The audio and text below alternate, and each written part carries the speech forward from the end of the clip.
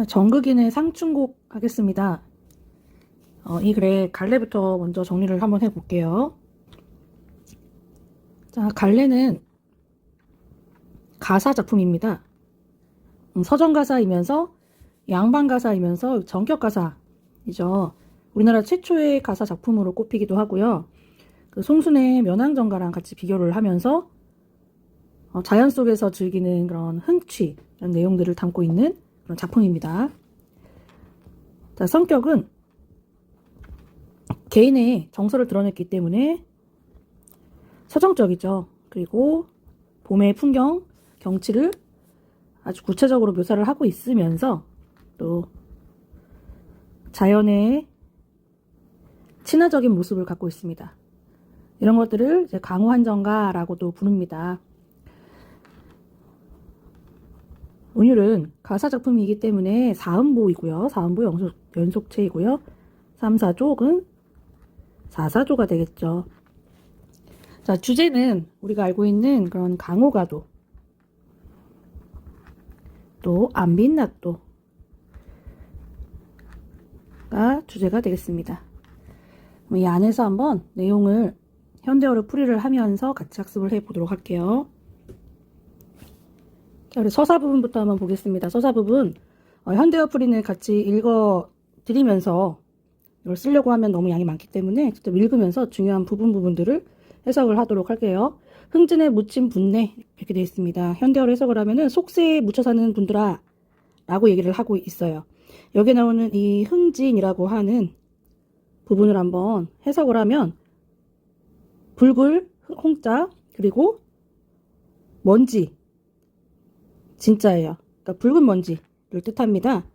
붉은 색깔 먼지라고 하는 거는 정극인이 말하는 자신이 떠나온 속세를 말을 하겠죠. 속세에 있는, 현재 속세에 묻혀 있는 사람들아 라고 청자를 설정을 했습니다. 그러니까 말을 건네는 형식으로 시작을 하고 있어요. 이내 생이 어떠한고, 나의 삶이 어떤 것 같으냐, 내 생활이 어떤 것 같으냐 라고 물어보고 있습니다. 자, 설이고요.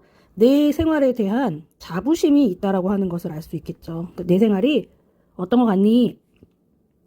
두 번째 줄, 옛사람 풍류 내가 미칠 수 있을까? 아니면 내가 못 미칠까?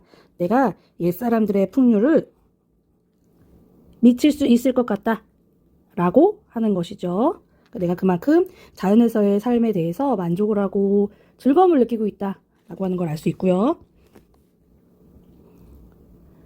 자, 그 다음 줄, 천지간 남자 몸이, 그래서 해석을 하면 세상에 남자의 몸을 가지고 태어나서 나같이 이렇게 나만한 사람이 많겠지만, 학원만은 많겠지만 살림에 묻혀 있어. 그러니까 자연 속에 묻혀 사는 즐거움을 모를 것이다. 지금 계속 이렇게 서리법을 사용을 하고 있습니다. 여기서 나오는 이 지락이라고 하는 것은 즐거움, 지극한 즐거움이거든요. 그러니까 자연 속에 있어서의 지극한 즐거움입니다. 자연 속에 삶을 살게 된 화자의 지극한 즐거움이라고 할 수 있겠습니다. 자, 그 다음 수간목을 벽계수 앞에 두고, 자, 수간목 첫 번째 장소입니다. 그리고 화자가 계속해서 시상을 전개해 나가는 방식이 시선의 혹은 공간의 이동이에요. 화자가 이동을 해 나갈 겁니다. 첫 번째 공간이 뭐였냐면 수간목이죠. 수간목 그대로 해석을 하면 아주 작은 초가집이에요. 아주 소박하고 조그만한 현재 거처를 수간목이라고 하는 것이고, 여기서부터 출발을 해서 정자에서 들판을 바라보며 그 다음 시냇물로 가고 그 다음 산봉우리로 가게 되는 시선, 공간의 이동에 따라서 시상을 전개해 나가는 것이 이 작품의 특징이 됩니다. 첫 번째 좁은 공간에서, 수간목이라고 하는 좁은 공간에서 점차 확대된 넓은 공간으로 가는 산봉우리까지 진행이 되게 될 거예요. 산봉우리에서 뭘 바라보느냐? 아래에 있는 넓은 그런 세상을 바라봅니다. 자, 이것을 해석을 하자면 좁은 곳이라고 하는 거는 속세를 의미하겠죠. 그러니까 속세와도 가까운 그런 세상으로부터 점차 세상 바깥으로 나가고 있다. 탈 속의 그런 세계로 나아가고 있다 라고 해석을 할 수도 있겠습니다. 첫 번째 공간이에요. 자, 수감, 목을 벽계수 앞에 두고, 그러니까 초가집을 벽계수, 맑은 시냇물 앞에다가 지어놓고, 그 다음에 송죽, 우룰리, 소나무랑 대나무랑 그대로 해석을 합니다. 우거진, 울창하게 우거진 속에 풍월 주인이 되었다. 나는 이러한 자연 속의 주인이 되었구나 라고 하고 있습니다. 여기까지가 이제 서사예요. 서사에서 어떤 내용이 나왔습니까? 자연 속에 사는 것이 너무 즐겁다 라고 하는 게 나왔죠. 자연 속에 묻혀 사는 즐거움입니다. 자, 이번에는 두 번째 본사 내용 할게요. 자, 이제 본격적으로 내용을 한번 봅시다. 엊그제 겨울이 지나서 새봄이 돌아왔어. 그러니까 엊그제라고 하는 거는 과거고요. 겨울이라고 하는 계절에서 새봄이 왔습니다. 얘는 현재예요. 계절의 변화를 알 수 있겠네요. 겨울이 지나서 이제 새봄이 왔다. 현재는 봄입니다. 봄에는 꽃이 피죠. 그래서 도화, 행화라고 돼 있어요. 도화, 얘는 복숭아꽃, 살구꽃, 예쁜 꽃들이 잔뜩 피어 있습니다. 석양리에 피어 있고, 석양리는 석양 속에 해질 무렵에 예쁜 꽃들이 잔뜩 피어 있습니다. 자, 이거 뭐 하는 거죠? 봄의 경치를 묘사를 하는 겁니다. 봄의 아름다운 경치를 묘사를 하고 있어요. 사실적으로, 구체적으로 자세하게 묘사를 하고 있습니다. 그리듯이. 자, 녹양방초는 푸른 버드나무, 방초, 이건 향기로운 풀이죠. 향긋한 풀, 봄에 피어나는 새싹들, 이것들이 새우 중에 푸르도다. 새우 중 가느다란 빗방울, 빗줄기 속에, 가랑비에 옷 젖는 줄 모른다 할 때 그 가랑비예요. 가랑비 속에 푸르르다 이고요. 너무 아름다운 이 모습을 보니 어떤 생각이 들었냐면, 칼로 말아낸 것인가? 그러니까 칼로 마름질을 한 것인가? 칼로 재단한 거니? 인위적으로, 혹은 붓으로 그림을 그려낸 거니? 라고 얘기를 하고 있어요. 이건 그만큼 앞에서 봤던 봄날의 풍경이 너무나도 아름답기 때문에 그것에 대한 감탄을 하는 거죠. 자연스럽게, 자연적으로 나타난 게 아니라 인간이 칼로 잘라내고 재단을 하고 또 붓으로 그려내서 이렇게 아름답게 된 것이 아니냐라고 감탄하고 있습니다. 조화신공이 물물무다 헌사롭다. 이거는 조물주. 자, 조화신공, 얘는 조물주예요. 세상을 만든 신이 그가 가지고 있는 능력이, 그러니까 조물주가 가지고 있는 그 신비한 솜씨가 이분이 만드셨으니까요. 물물마다, 사물사물마다 헌사롭다. 헌사롭다는 야단스럽구나. 그만큼 화려하구나. 멋지구나 라는 뜻이에요. 너무나도 화려하고 봤을 때 굉장히 야단스러울 정도로 아주 호화롭다. 보기가 좋다. 아름답다 라는 뜻입니다. 자, 수풀에 우는 새는 춘기를 못 내겨워. 수풀 속에서 새가 울고 있어요. 얘가 우는 소리가 막 슬퍼서 우는 소리가 아니라 어떤 소리냐면 춘기를 이기지 못해서. 춘기는 봄 기운이에요. 봄 기운을 이기지 못해서 얘가 내는 소리야 라고 하면서 소리마다 교태롭다. 아양을 부리는구나. 그러니까 봄 기운이 가득 차서 이 새마저도 아양을 떨고 있구나 라고 하고 있습니다. 자, 그래서 여기까지가 본사 1이었어요. 자, 본사 1에서는 봄의 아름다운 경치를 나타내고 있습니다. 자, 이 아름다운 경치를 보면서 어떤 생각들을 또 하고 있느냐. 흥에 겨운 거예요. 그래서 이제 본사 2로 가면 봄에 느껴지는 흥치가 나올 겁니다. 자, 무라일체연이, 우리 무라일체라고 하는 거 많이 들어보셨잖아요. 자연과 내가 하나가 되었어요. 내가 자연과 하나가 되었으니 흥이 다르겠느냐. 내가 한 몸이니까, 자연과 내가 한 몸이니까 흥이라고 다르겠느냐. 지금 계속해서 다양한 부분에서 서리법들 나오고 있고요. 전체적으로 대꾸법도 많이 나오죠. 운율을 만들어주는. 자, 10에 걸어보고 10이라고 하는 거는 살인문입니다. 우리 초가집이었잖아요. 그러니까는 앞에 자그마한 문, 지푸라기로 엮어서 만들어 놓은 살인문의 주변을 집 앞에 나왔어요. 이제 걸어보고 또 정자에 또 앉아보기도 하니 집 앞에 있는 정자에 앉아봅니다. 그래서 지금 두 번째 공간이 나온 겁니다. 우리 들판을 바라보면서 정자에 앉아서 살인문 주변을 나와서 정자에 앉아서 들판을 바라보고 있는 거예요. 아까 첫 번째 수감목에서 이번에 두 번째 들판의 풍경, 집 바깥에 앞에 나와서 풍경들을 바라보고 있습니다. 여기 앉아서 보니까 소요 음영을 했대요. 자, 소요 음영했다 라고 하는 것은 천천히 걸어 다니면서 시를 읊조리는 겁니다. 산책하듯이 천천히 주변 풍경들을 보면서 시를 읊조리고 있어요. 이랬더니 산속에 산속에 이거 일 며칠 할 때 산속의 하루가 적적하다. 자, 적적하다 라고 하는 거는 산속의 하루가 조용하다 라는 거죠. 조용한 산속에 하루가 지나가고 있다. 이때 한중 진미를 알 리가 없이 호재로구나.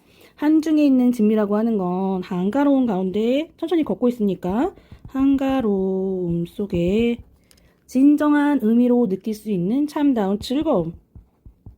한가할 때 느껴지는 그런 즐거움을 알 리가 없이 호재로구나. 혼자로구나. 나 혼자 이 한가함 속의 즐거움을 만끽하고 즐기고 있구나 라고 하는 거죠. 그러니 화자는 적적하다 라고 하는 표현이 나 너무 외로워요. 나 혼자 있으니까 너무 싫어요. 이런 표현이 아니라 이 안에서의 진정한 즐거움을 느끼고 있습니다.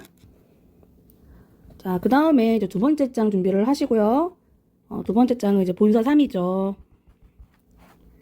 자, 본사 3에서는 한번 산수 구경을 가보자 라고 이제 권유를 할 거예요. 이봐, 이웃들아, 이거 이웃이죠. 산수 구경을 가자. 자, 산과 물, 요거 자연입니다. 여기 나오는 자연들은 이제 대유법 사용된 거고요. 우리 자연 구경 한번 가보자.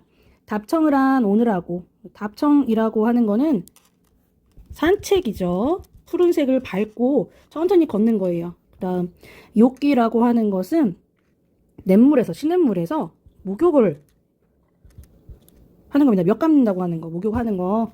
오늘은 산책을 하고 내일은 목욕을 하자. 시냇물에서 목욕을 하자. 자, 됐고요. 아침에는 산에 올라가서 나무를 뜯고, 그 다음 저녁에는 조수, 그러니까 물고기를 잡아보자. 아침에 산나물을 캐고 저녁에 낚시질을 해보자 라고 합니다. 그래서 우리 본사 3에서는 우리 함께 산수 구경하자 라고 권유하고 있어요.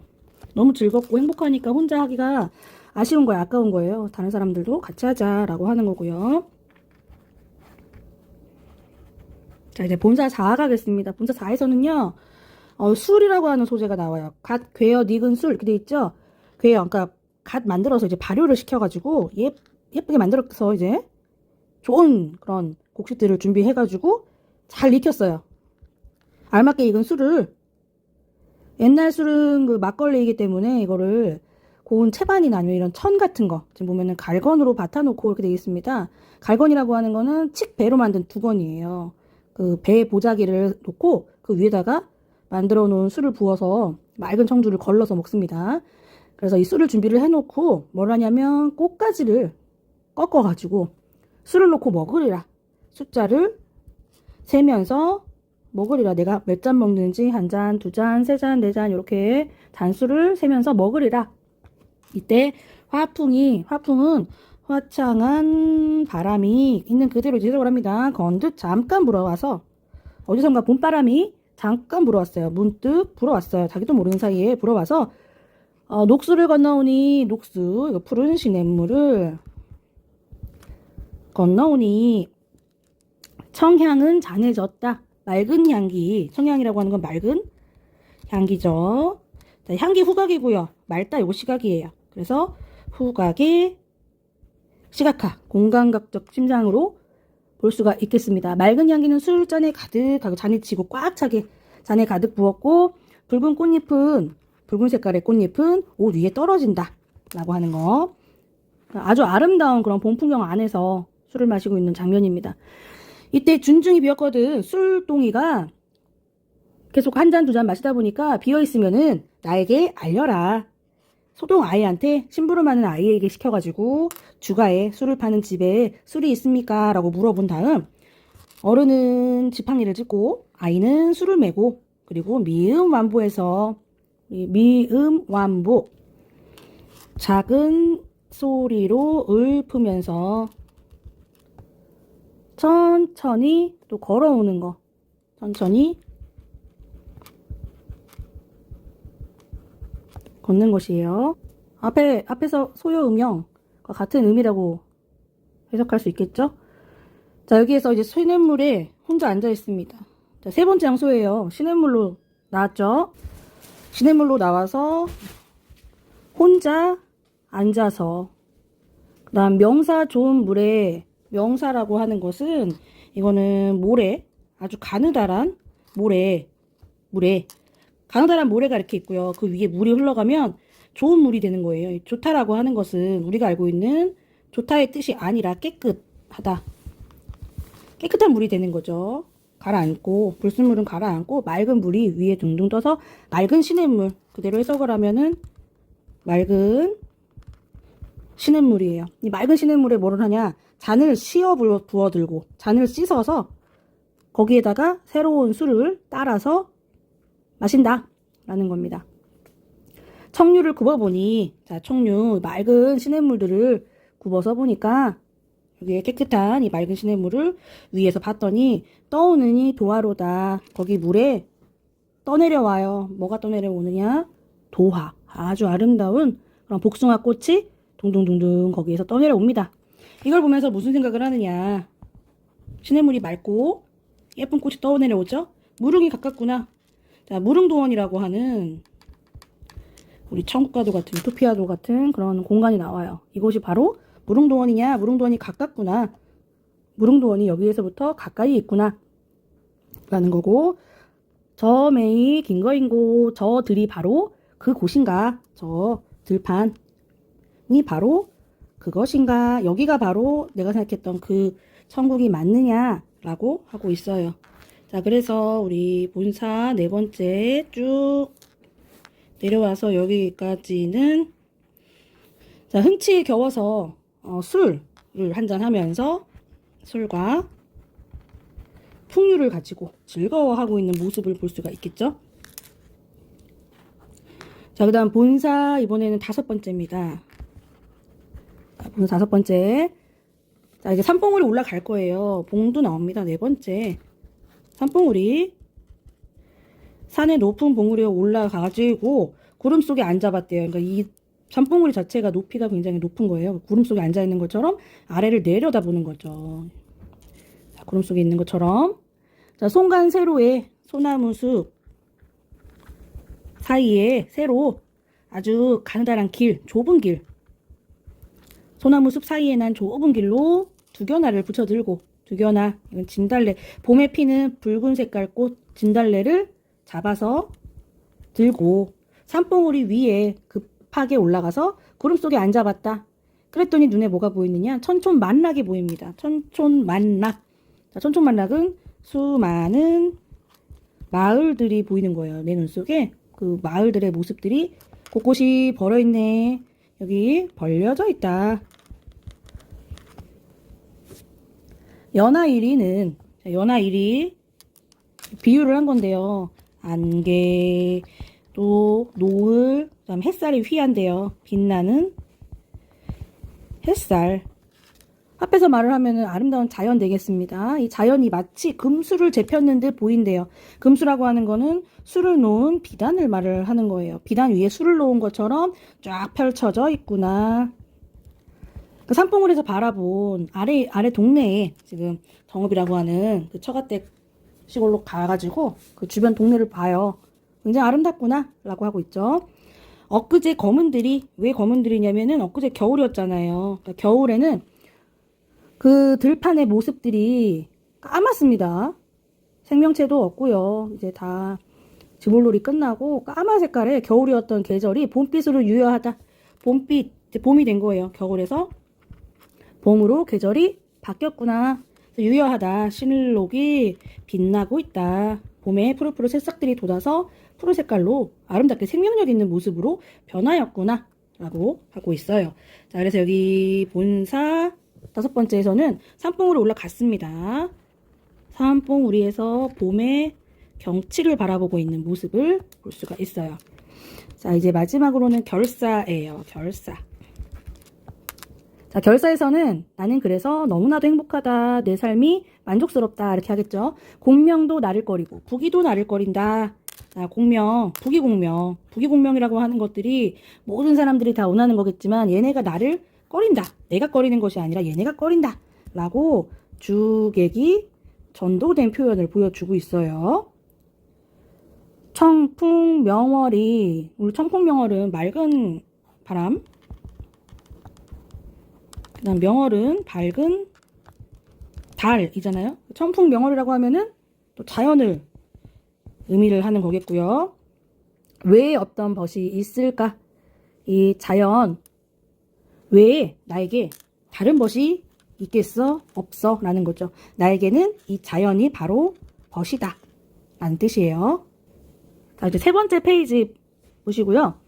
가난한 처지에 헛된 생각을 아니한다. 단표누항이라고 하는 것이 이게 가난한 처지, 그러니까 좁고 지저분하고 지저분한 더러운 그런 거리에서 밥 한 그릇 먹는 거, 한 그릇에 밥과 한 바가지의 물, 이걸 의미하는 거잖아요.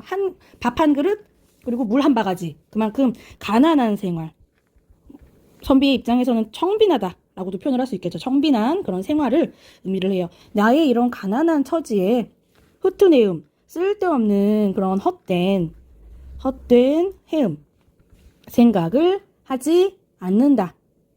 자, 흐트내음이라는 거는 뭐겠어요? 우리 속세에서의 그런 부귀와 공명 이런 것들을 말을 하겠죠. 이런 생각 나는 안 한다.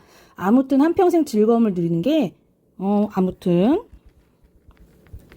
평생 백년행락이라고 했어요. 평생 동안 즐거움을 누리는 것이 이만한들 어찌하리. 이만하면 됐지. 뭐가 더 부족하겠느냐. 이만하면 족하지 않느냐. 이만하면 만족스럽다. 그래서 만족감 그리고 자부심이 느껴집니다. 그래서 이 작가의 생각은요.